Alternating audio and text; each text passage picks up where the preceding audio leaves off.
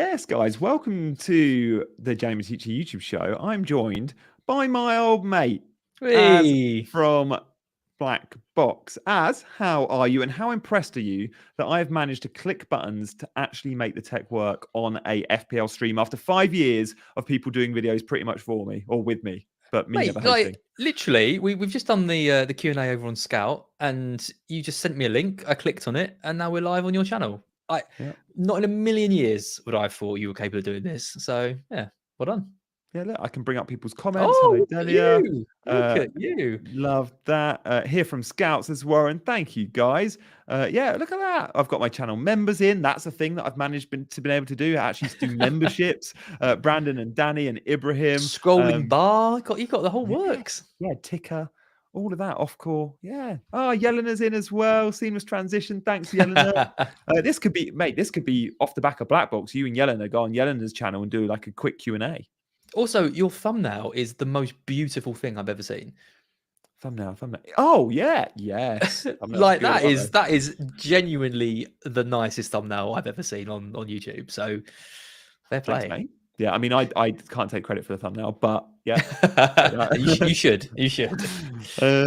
This guy was on the FPL show earlier. How was it, Az? What did you? What the big topics of conversation, I guess, were Hoyland and De Bruyne. Well, it was really good until I said that my transfer was going to be Hoyland, and I was like, oh, he's a great move if anyone's looking for short-term points and all this. And then I literally finished the show, checked my phone, and he's injured. So other than that, it was good. No, we talked about kind of like when we're going to be playing the chips. Talked about like Aston Villa mids and West Ham mids. Captains this week is interesting, and then of course we talked about Hwang, who is just everyone is going for this week. It's unbelievable. The bandwagon is stronger than anyone I think I've seen this season. In our circle, I don't know how much his overall ownership is going to be, but no, in our circle, it's quite, mate. The only reason I don't want to buy Hwang this week, because I think he's a really good pick, is because is literally feels like the world and their dog are doing it, and it turns me off. That turns some people on. It is that better? No, I prefer turns people on. Yeah, like people like to go towards that. Oh, it's the safety pick, but I do think he's a really good option, which is why I'm going there. But why I guess I was so hot on Bailey at the start of the week was I knew it would be different, and I knew everyone was going Hwang, and I wanted to be different. But then I realised pick the player who gets the most points, and I do think Hwang gets more points. It's boring, isn't it? I mean, that's why I really wanted to go for Hoyland, because I was like, everyone's making these longer term moves for like Solanke or going for Hwang, but actually that Sheffield United game might not be as easy as they think it's going to be.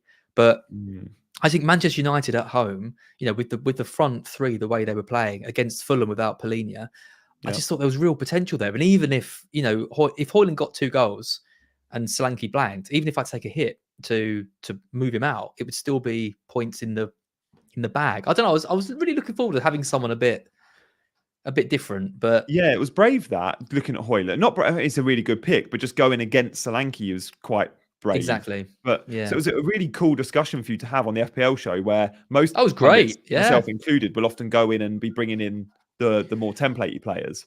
Great discussion, and I'm going for Solanke anyway, so completely pointless. I know the producer must have loved that. Be like, oh, good, you're actually going to go Hoyland, and we can say on air that you're kind of looking at that, and then he goes and gets injured. Literally an hour after. Tom was livid.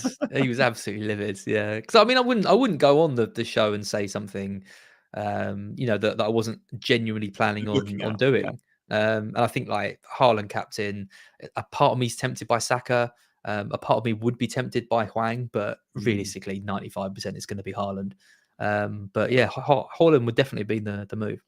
Yeah. Guys, if you're just joining from Fantasy Football Scout, do like and subscribe, because I'm guessing some of you maybe aren't subscribed to the channel, although looks like in the chat. Oh no, the chat is for subscribers only. I've worked that out as well. Wow. If you're wondering why you can't ask a question, it's because you need to click those buttons.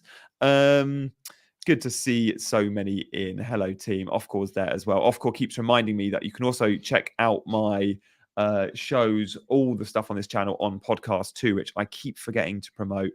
Who set you up on podcast, Gianni? I seem to remember having a bit of a sway in that. I need my 10%. I'm still waiting for that. 10% of nothing is nothing.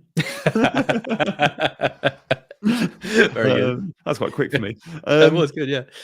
Captaincy, as if Arsenal had won in the week and Saka had scored a brace, a lot would be going there. But I think because of the trip and because of the disappointing result and perhaps even performance, does that make Haaland even more sort of attractive? I'll set up a poll now. I can do them too. But were you like 50-50 at the start of the week on those two, and now you're more like 70-30, or give me some splits? No, not really. I think I've always, I don't think that the midweek results affected it at all. Really, not for me. I think Newcastle are statistically the worst defense in the league at the moment. I'm expecting Arsenal to get 3 or 4 goals in that match, and if anything, you can build a narrative around either poor performance, going to be knackered, all that, or you can say, well, they're going to be wounded and they're going to want to come out and score a load of goals to kind of make up for it.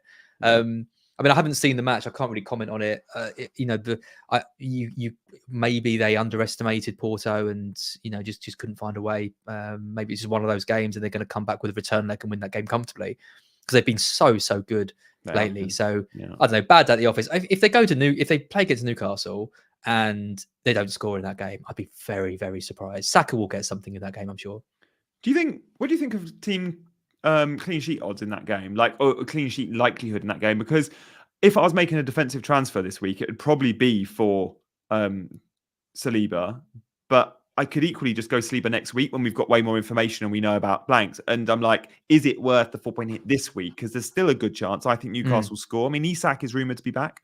Yeah, I mean, I don't give Newcastle any chance of a clean sheet whatsoever. Like 0.1% would be my prediction for that. Arsenal, I mean, it's at the Emirates, so if it was at St James's Park, I'd expect Newcastle to score in that. But the Emirates, I'd maybe lean towards a kind of an Arsenal clean sheet a bit more. But I think Newcastle will probably find a way to get one. I think both teams will score, but Arsenal will get more, 3-1 or something like that, I think.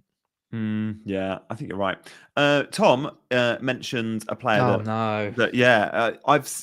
over 400,000 managers have bought Højlund in. He is one of the most transferred in players, if not the most, this game week. So unfortunate, because many that did it may have been doing it from price rises or just because they knew there was no games for, say, United and whoever they were selling or whatever. But it does go to show, and Tom doesn't want to hear this, but always those Friday press conferences can be so important, can't they? If you can wait, and sometimes life doesn't let you wait, but if you can, price rises don't, but yeah. Well, he hasn't gone up, has he? Not in the last couple of days. I don't think so. And again, there's Jota sellers out there that had to go midweek to Hwang, for example, on Wednesday. They had to make that move. But Hwang went up last night, and Jota's been on the cusp of going down. So I can see why you might want to move on that. Højlund, though, I think went up earlier in the week, if he did at all, and he hasn't gone up since. I mean, 400,000 new owners for Højlund. Salah's on the 5th most transferred in. Is he? List 250,000 new owners, despite not having a game and an injury in this week. Which is very surprising. Then you've got the Saka, Hwang, and Watkins. So Hwang's actually had 290,000 new owners. So it's not just a kind of, a Twitter type content bubble. There's obviously more people that are going for him for good reason. But yeah, I think you're very, very unlucky with Højlund because there was just no sign of it whatsoever. He's in the form of his life, playing well, no hint of an injury after the last game either. And now out for a few weeks. That sucks, honestly. Really bad luck. I think Hwang was around 2% owned at the start of the game week, and now he's 6%. So yeah, he has. I wasn't willing to react to that price rise last night, even with Hwang. I was like, you just never know if Gary O'Neill could tell us something, or news could come out of other injuries. So I held on that. But yeah, I think particularly around this period where every transfer is so key. Like the information is worth the 0.1s and the 0.2s. Maybe early in the season when you've got benches and that can come in. This week you're making transfers with no bench, most likely. With 9 players, with 10. I really do think you need to be keeping. But it's easy to say. I can see why people want to move early. I've done early transfers before and had similar things. So unlucky. Same. I think I had to. My hand was forced only a couple of weeks ago. I can't remember the combination, but I think I ended up doing 2 transfers early, like Monday and Tuesday night, just the exact funds. In terms of team news, guys, there's been Højlund's the big news today. We'll just touch on a couple of the others, and then we'll talk a little bit more, just moving general chat. Thomas Frank is hoping to have Mbeumo back, by the way, after the March international. So still waiting a while, but it'll be lovely to have Mbeumo back as an option. Sheffield United, not much going on there. I'm just recapping from Fantasy Football Scout, who are great for team news. De Zerbi revealed, this one was good. Well, first he revealed that the Matoma might be a doubt and Enciso's back, but he also revealed that one's not so good. Yeah. He also revealed Estupinan and Ansu Fati had been around his house for pasta. And every week on a rotation, 2 Brighton players get to go to De Zerbi's house, which I think is amazing for like man management. Fair play to Zerbi. But Estupinan being the topic of conversation this week because he's been dropped by De Zerbi in the last couple of games. So that was an interesting one. And I guess he was specifically asked about Estupinan because Estupinan hasn't been in the team. Must have been a pretty awkward dinner, I'd imagine, with him with him sat around the table. You know, I bet he was like, why aren't you been playing me? And De Zerbi's like, well, you've been rubbish lately. Whenever I have done, so you've dropped for that. Yeah. I mean, it's good in a way because I have had a theory that their relationship has been a bit fractured. Lately, because to drop a player like a Estupinan, where there's no real option at left back other than Lamptey, who's kind of playing out of position. At a time when we've been struggling for points, really. I mean, that is a big statement. He's done it before. He's done it with Trossard when he first took over. He dropped him from the team, didn't think his work rate was right. In the summer, he dropped Steele at the start of the season because he didn't like how he responded to a mistake he made in the pre-season. So he's not afraid to take any player in the team, no matter how important they are, and bring them down a few pegs. So it's nice in a way, what can we read into it? Estupinan going around is for pasta. Well, at least the relationship isn't so bad that he won't have him round his house. So that is basically the only thing I can take from that. I don't think he plays. I don't think he plays at the weekend personally. I think he will play in the cup. So minutes off the bench only. I think so. Yeah. Could be wrong. Could be wrong. So hard. He is one of the hardest managers to predict because you just see so much rotation. The good thing with De Zerbi is he's a good press conference manager. He'll often tell you when a player is injured or doubtful. He obviously doesn't name his team, but nice to hear him being a bit more positive about Estupinan because, we want him around. Well, sometimes he literally just says, I think he did it earlier this season. He's like, tomorrow Ferguson will play up front. He's in terms of he's not like a David Moyes, or an Eddie Howe. He is very open with these things. He hasn't. I don't think, to my knowledge, he's been asked about Estupinan's recent performances or why he hasn't been playing or anything like that. If he was asked, I think he would give an answer for it. Yeah, he has done in the past with Steele and Trossard. Yeah, maybe there'll be some embargo quotes. You never know. Someone says start Taylor or Estupinan. If you've got the luxury of 12 men that could get minutes this week and you can only play one, Taylor should start. Estupinan is more 50-50 on that. But if Estupinan does start, he really has got Hall potential in this fixture. So I see Taylor as sort of a 2-point best case scenario. Yeah, I mean, I did the predictions for Black Box and I did predict a 0-0 in that game for Palace Burnley. Fair. So on that logic, you should play Taylor. I just think I know it's a risk, but if both start, you would pick Estupinan all day, every day. I just would hate it if you play Taylor and then you get the team sheets come out and because they're playing at the same time and Estupinan starting. I think you'll be really regretting it. It's a really tough one. I personally I would play Estupinan to try and hit the big haul because I don't think Taylor's getting any more than 6. That's absolute best case scenario.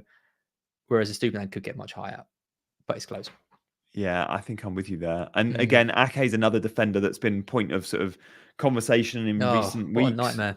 Yeah, I got so lucky. I made a prediction on the fantasy show that Akanji could play left back. I just said it last week. I'll send you the clip. I posted the clip. I had to brag about it because I was like, I literally said there's so much rotation at would you be surprised if out of nowhere Akanji played left back and Ake was benched? There's a throwaway comment, right? And I also said I thought De Bruyne would start and Alvarez wouldn't play twice, so I didn't get it all. But don't worry about those. It's all about the ones you got right. I clipped the good bit and put it on social.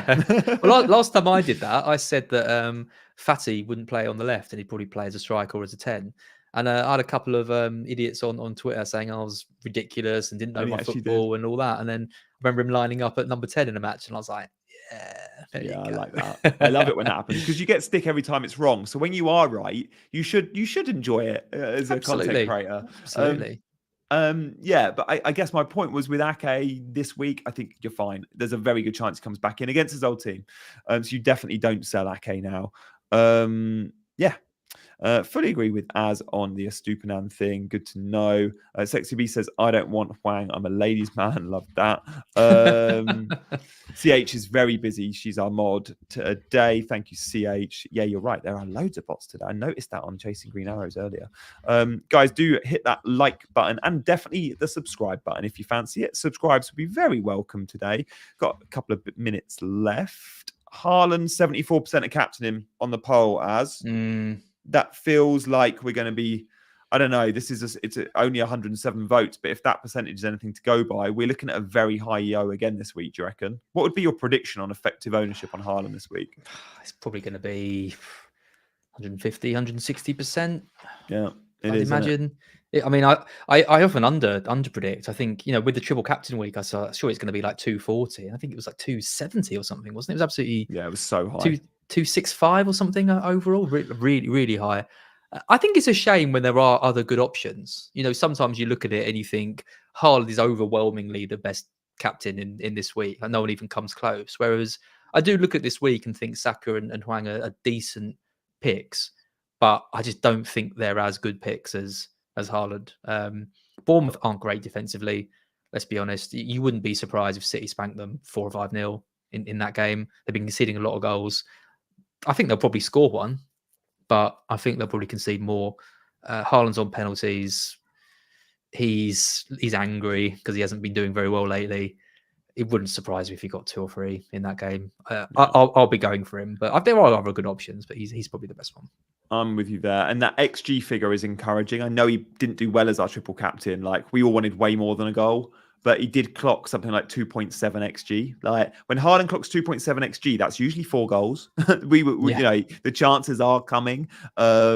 And that will change in terms of conversion.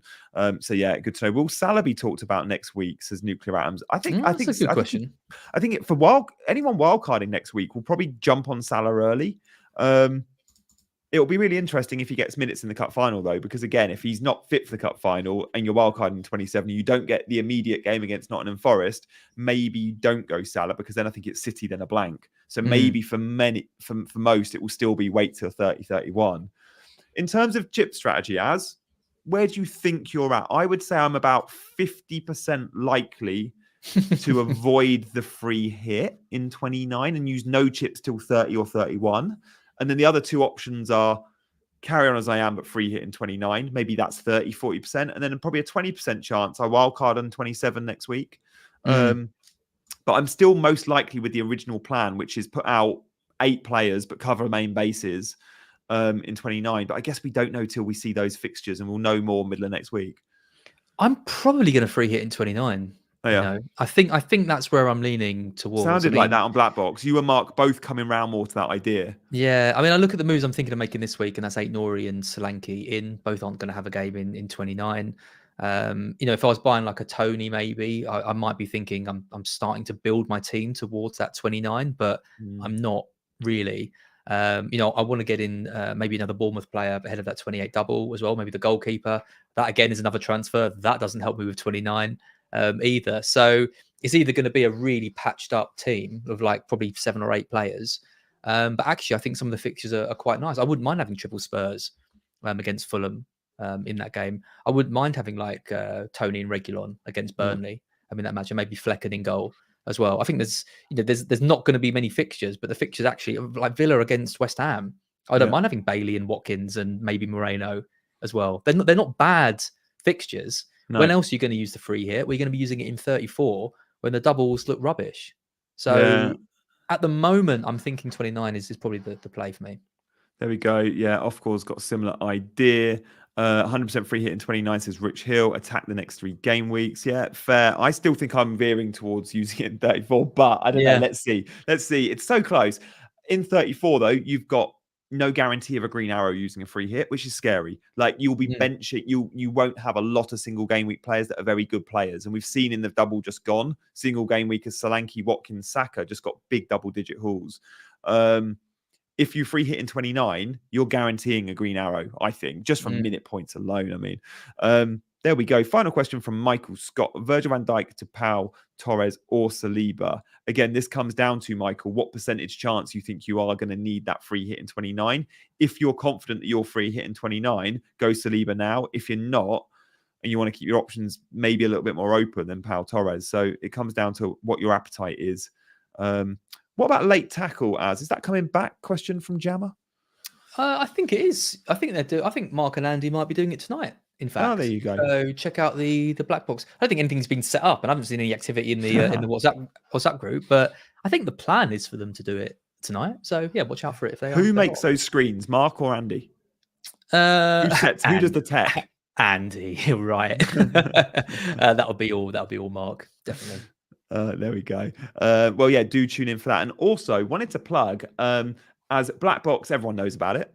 I would be surprised if there's anyone watching now that's not subscribed, but you also feature on another channel, which perhaps not everyone does know about. Tell us about that, because I think if you've enjoyed today's show, you might enjoy your other sort of less statty show with Yelena.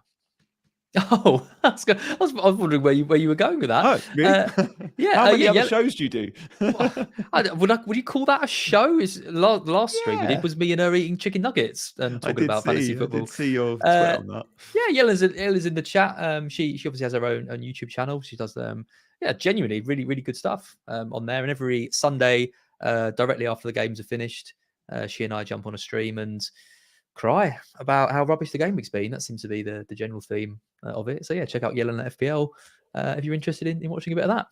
Love that. Is it Yelena _FPL or just Yelena FPL? Yeah, Yelena _ FPL. That was actually a get. All right, Yelena _FPL. When we say check it out, we actually mean literally as soon as we say goodbye, just search and click the subscribe button. She should be just streaming now, and then we could literally transition like we did from Scout to here. Just like a domino effect. Chain of streams. Yeah. Oh, brilliant! 6 Big Macs. Maybe that's up next. Is it? What's the challenge? Well, I think Juice are trying to set me up with the 4 Big Mac challenge. I don't know if you saw Planet FPL doing 4 Big Macs. James and Such attempting 4 Big Macs each. Which was probably genuinely some of the best content I've ever watched on a YouTube stream. So yeah, I think Juice are trying to set me up with that. I think Yells wants to try like, I don't know, 8 of the McPlants or something for like the vegan side of things. Love that. I couldn't believe I couldn't eat 50 nuggets. I'm genuinely really ashamed of myself. I only managed 40, so I'm really doubting myself now. There we go. CH, thank you for sharing Yelena's link. Do all click on that. I did this with FPL Chai not long ago, and genuinely, we got loads of subs just by Chai on. So always worth doing. I think that's all we've got time for. I'm going to be back, though, with a deadline stream. I'm not sure what time I'm going to go live tomorrow. Probably 12-ish. Because it's a 1:30 deadline. I'm doing Sky in the morning. So maybe 12. Keep your eyes peeled. I'll set something live tonight. Thank you, Offcore, for subscribing. You really will enjoy those Sunday night McDonald's eating streams. So I'm never doing that again. Do that. Like and subscribe on the way out. Come back on Sunday. Sorry, not on Sunday. Tomorrow. I will not be streaming Sunday on this channel. But yeah, see you on the deadline tomorrow. And as good luck this game week. May your arrows be green. And same to you lot. And I'll see you, mob, Saturday morning. Take care, guys. Bye-bye. Bye.